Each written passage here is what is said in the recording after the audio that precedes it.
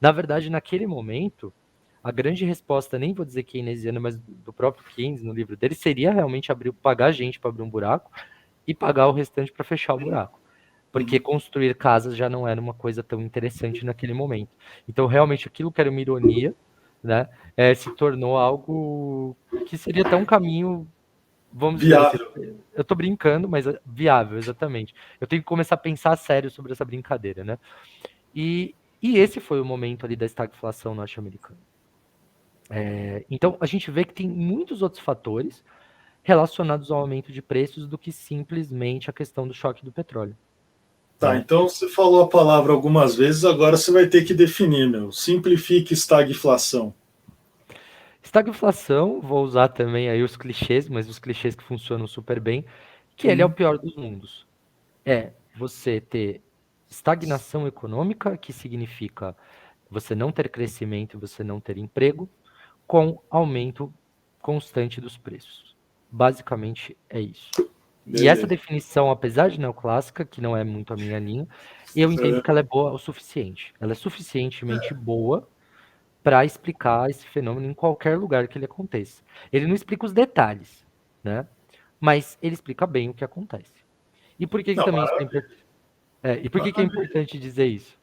Porque eu entendo, e não sou só eu, tá? E aí você acha na grande imprensa, muita gente, e de linhas muito diversas de pensamento, que o Brasil está passando por uma situação como essa, e que o mundo da Covid, e aí eu chamando o mundo, eu estou generalizando, claro, nem todos os países estão na mesma situação, a gente está passando por uma situação dessa, que talvez no Brasil seja um pouco mais radical. Né? Então, e essa situação, por isso que eu disse, a definição é boa o suficiente, porque ela diz exatamente, o Brasil tem uma alta taxa de desemprego, lembrando que o Brasil estava, sei lá, menos de 10 anos atrás, poderia ser considerado em pleno emprego, né? O Brasil parou de crescer, né? Também é um fenômeno importante. Só que aí o caso do brasileiro tem uma coisa bem importante, que aí vem algo que também tem que ser destacado, que é a questão do câmbio. Os Estados Unidos, por ter a moeda padrão da circulação mundial, apesar que isso está mudando vagarosamente, mas está mudando, tanto com a questão do euro, com a questão da moeda chinesa e também das criptomoedas, mas eu acho que é um fenômeno de muito longo prazo, mas aí eu estou querendo fazer futurologia aqui, vamos parar com isso. É, mas é algo que está mudando levemente, mas ainda é a moeda principal, isso não tem a menor dúvida, e você, como especialista também aí da área de RI e de comércio internacional, sabe bem disso, ainda é o dólar que ainda põe as cartas, né? Mas o ponto é que os Estados Unidos não é um país que a moeda dela é a referência. E aí os problemas que eles têm em decorrência disso são outros, né?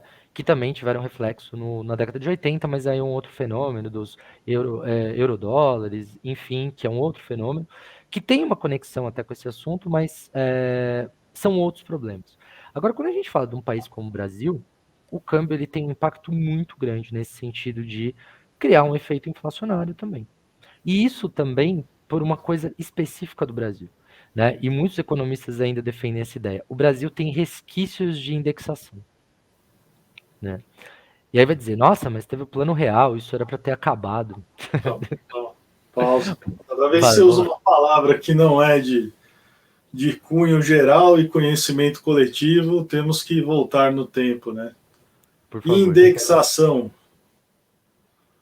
Como que o dicionário Miguel definiria indexação? Muito bom. Isso é um desafio. Essa eu não me preparei, mas vamos tentar responder da melhor maneira possível. O que acontece? Quando a gente fala de indexação, significa que a gente atribui a um determinado. Eu já vou falar o que é o indicador, porque está parecendo redundante, mas é um determinado indicador os preços das coisas. Então, eu vou dar um exemplo bem concreto do plano real. Né? O plano real, como que ele aconteceu, toscamente falando. Né? Havia ali uma moeda que variava de preço de uma forma, e sempre para cima, né? De uma forma muito intensa, vamos dizer assim, apesar que no momento antes do Plano Real nem foi o pior momento do Brasil, teve a hiperinflação dos anos 80, as coisas já estavam um pouco melhores. Mas o fato é o seguinte, a estratégia encontrada, e que em parte usou a estratégia que Israel tinha utilizado, enfim, o pessoal ali do grupo do Plano Real, estudou muito as soluções que tinham acontecido em volta dessa questão de hiperinflação e de alta inflação, né? Hiperinflação é principalmente acima de 100%, tem, enfim, uma série de definições nesse sentido, mas eles encontraram um método que é criar um índice provisório, que foi chamado de URV, que era a Unidade Real de Valor, e esse índice foi criado arbitrariamente, vamos dizer assim, né? E ele ia seguir uma variação de preço, né? Mas a gente ia começar a utilizar o RV. Então, eu diria o seguinte, por exemplo, o preço de leite é uma URV. Então, Só assim, que você uma tinha o Cruzeiro Real isso, e o leite custava 200 mil cruzeiros reais. perfeito. E E isso era uma aí, URV. isso, e aí você começou, pela tabela, a gerar um preço novo. Então, aqueles 200 mil cruzeiros reais eram um URV. Era uma URV. Só que aí no dia seguinte tinha uma atualização do valor da URV, que era 220 mil cruzeiros Uhum. reais. Então no dia seguinte você ia pagar isso. Só que durante o processo, inclusive ele durou um pouco mais, né, do que o previsto, mas pouca Uhum. coisa também, isso é importante. Mas achavam ali que variaria entre 6 meses e um ano e meio, mais ou menos esse processo, durou aproximadamente 9 meses, é, que isso ia estabilizando no tempo. E foi de fato o que aconteceu. E o plano foi muito bem sucedido foi muito bem sucedido em praticamente todos os aspectos, né? Mas aí é só mais uma opinião, né? Eu não sou Não, todo especialista em. mundo gosta do Gustavo Franco até hoje, né? Todo mundo Sim. lembra de tudo. Não tem? Não, e eu não sou, por exemplo, eu não me considero um economista liberal, né? Mas eu entendo que o Gustavo Franco, dentro dos liberais, realmente tá no Foi topo. genial, foi O genial. cara foi genial, ponto. Não vou discutir com algo que deu muito certo. E que eu usufruí, a qualidade de vida da minha família, da sua família e das várias famílias brasileiras mudou consideravelmente depois desse fenômeno. Mas só para explicar a indexação, a URV foi o índice utilizado para isso. Eu posso usar o índice de qualquer coisa, coisas Uhum. reais e coisas que não existem.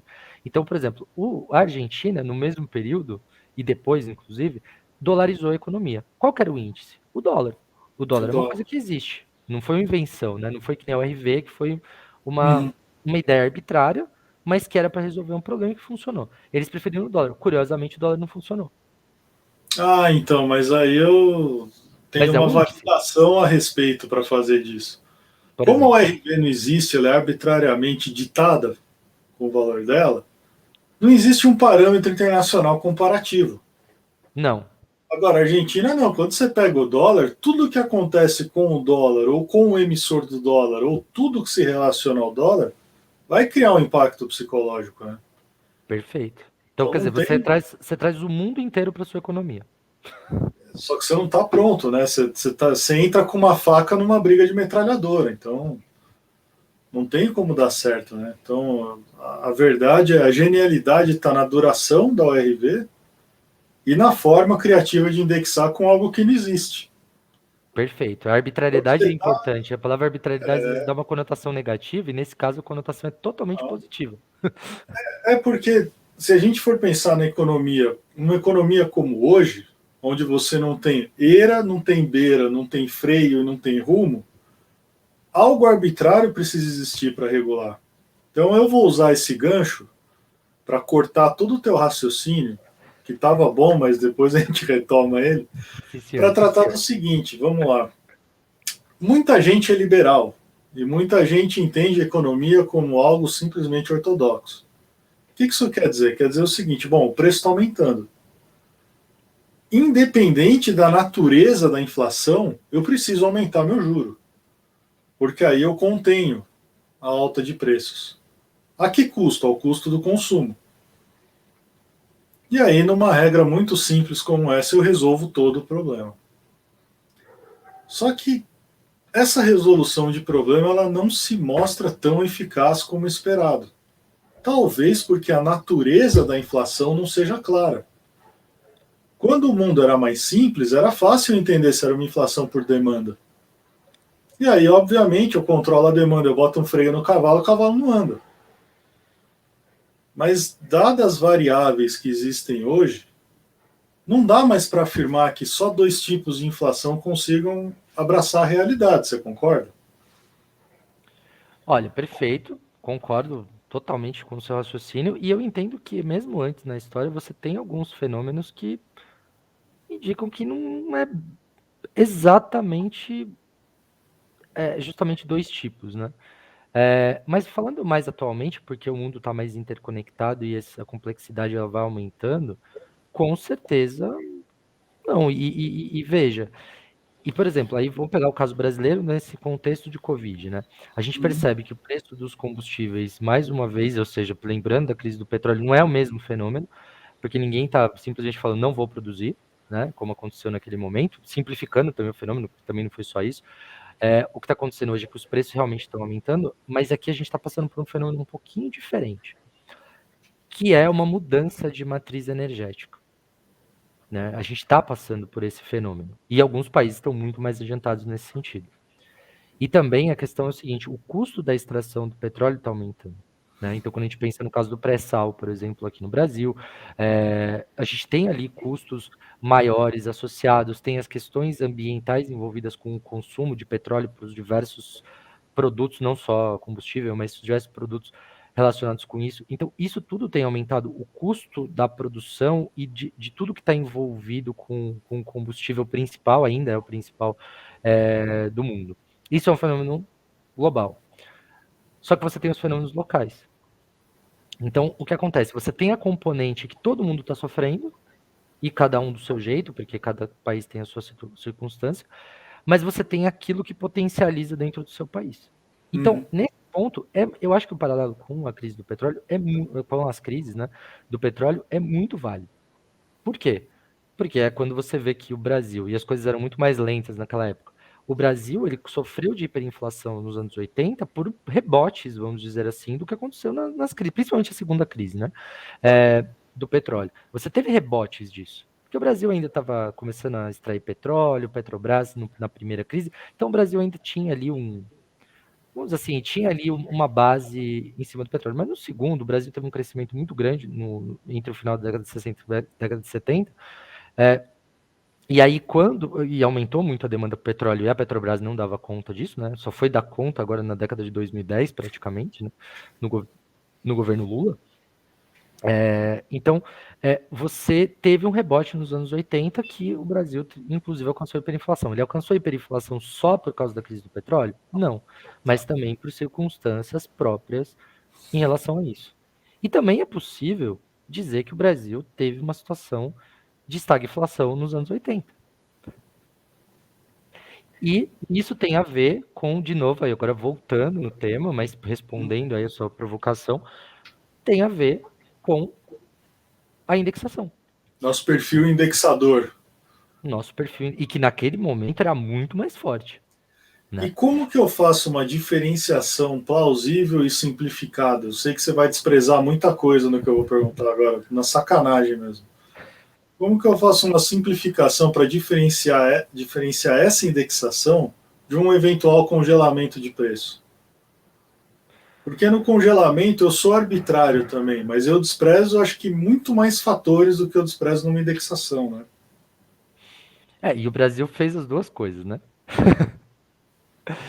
É, aí eu vejo o seguinte, aí eu vou, como eu me sinto muito livre nesse aspecto, aí eu pego do lado dos neoclássicos.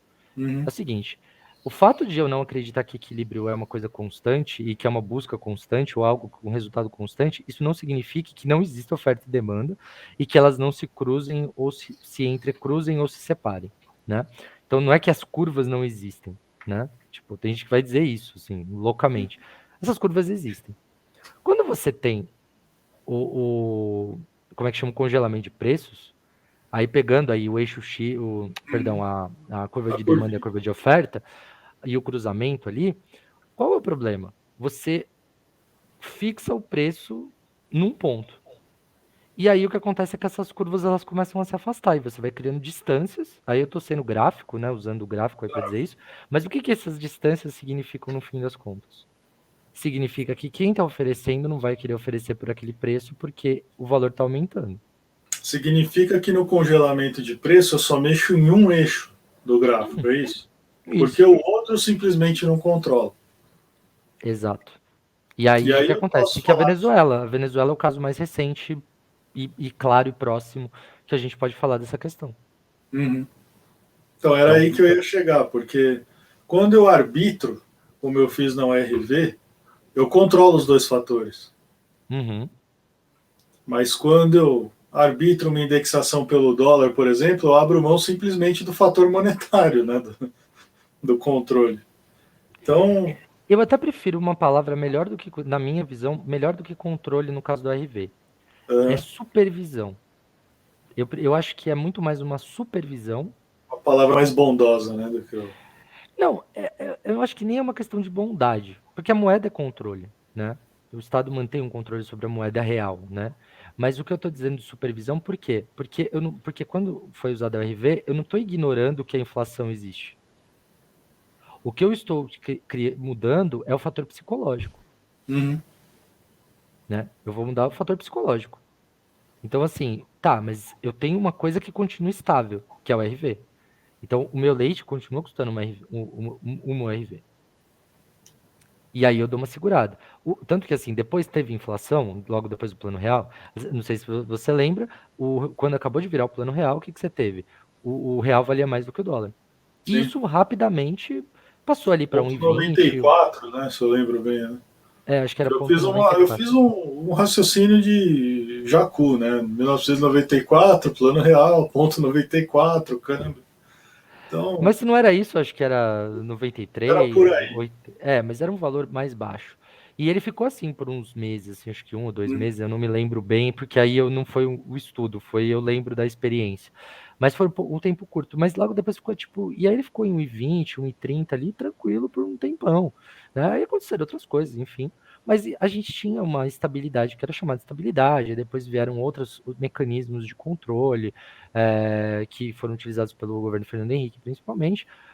Mas o fato assim, o índice funcionou, né? E só que o Brasil ele ainda tem esse resquício de indexação, né? hum. Mas você falou índice e congelamento. Eu entendo que o índice ele é mais virtuoso, porque a nossa história mostra que alguns índices bem utilizados podem ter resultados positivos. O congelamento na história mostra que ele é sempre ruim. E aí você tem o caso da Venezuela de novo, vou repetir aqui, que você tem, tipo, eu lembro que a última vez que eu li, pelo menos você tinha, sei lá, 7 índices de moeda no país. E o oficial era o pior deles, né? O É o mais pior. irreal deles é o pior deles.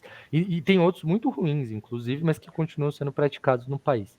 Então, isso é muito nocivo. E isso é um case de fracasso, utilizando aí a linguagem, vamos dizer assim, do mercado financeiro, case de fracasso total Total.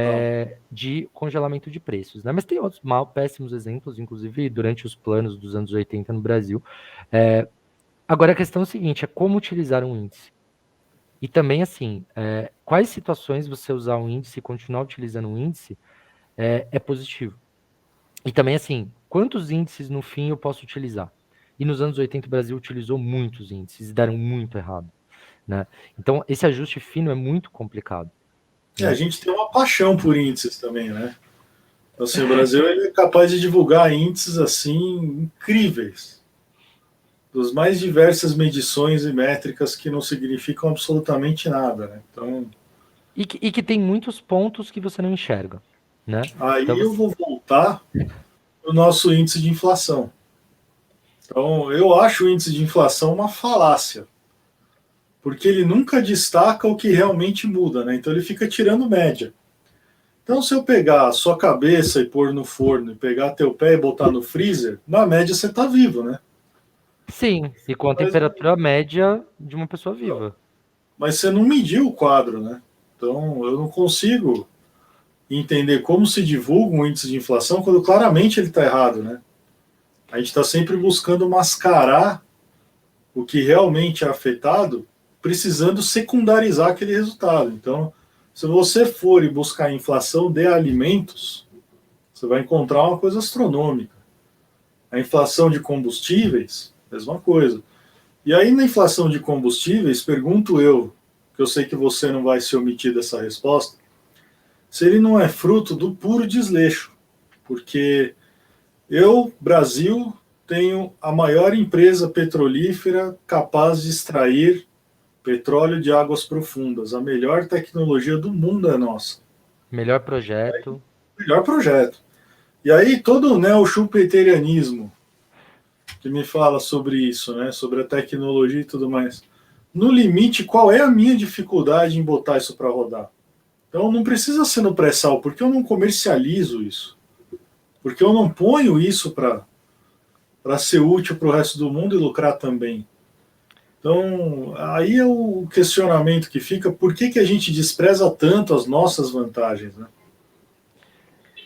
Olha, aí sendo muito evolucionário e schumpeteriano, eu entendo que existe no Brasil uma visão muito utilitária da tecnologia. Aí é uma opinião, isso é opinião, é 100% opinião, tá?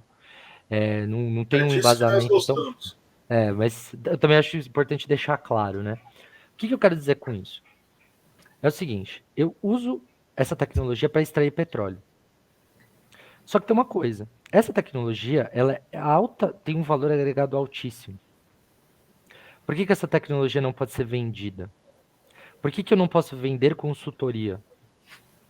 Que são produtos e serviços com altíssimo valor agregado e também com, até a consultoria principalmente, a precificação disso, ela é muito baseada na, cara, o quanto eu posso A tirar da empresa que necessidade me de quem te contrata, pergunta, né? exato, ótimo, você sintetizou de uma forma que É, era a forma que eu queria e eu não estava alcançando.